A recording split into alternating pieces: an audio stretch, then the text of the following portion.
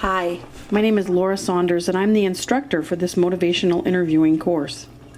You may have noticed by now that my degree is in social work. While I was a social worker, my intent was not to focus on clinical interventions, but rather on research. I wanted to help people in a more hands-off way.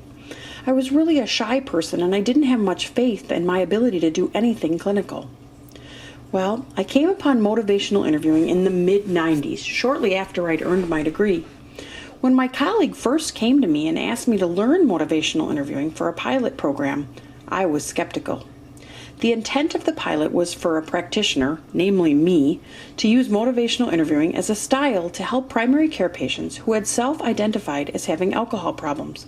What we were trying to get them to do was to quit, or at the very least, cut down on their drinking. What happened in this pilot changed my mind and the trajectory of my career, and in many ways my whole life. According to the protocol for this research project, I was to talk to them using a semi-structured, motivationally based protocol for up to 4 sessions via the telephone. Well, despite my skepticism, good things started to happen. I had a young woman remark that she didn't need to party so hard, that when she went out to the bar she thought about me and the stuff we talked about, and she decided that drinking so much was too risky.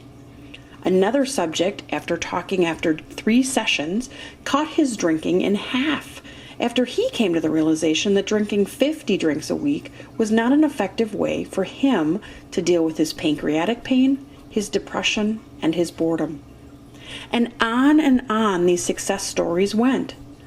Until one Monday when I came into work and I got a message from a client who I had worked with, meaning talked to him 3 times over the telephone.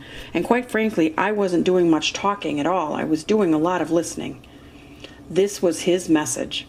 Hi, Laura. It's Mike.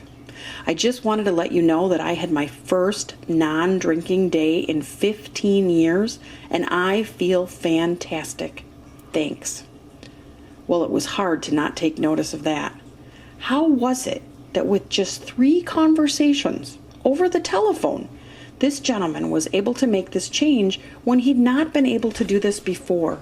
What was it about the way that we worked together that made this more possible for him to try? So my initial impression of motivational interviewing, that it was a series of steps or tricks that you can use to get people to change, was completely untrue. Since that time, I have deepened my understanding of motivational interviewing and how it works and how I can share it with other people.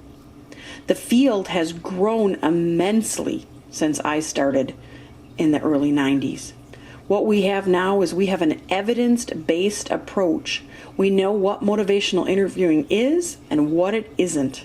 And we have an increasing knowledge of what learners need to learn in order to become proficient in this style of communication.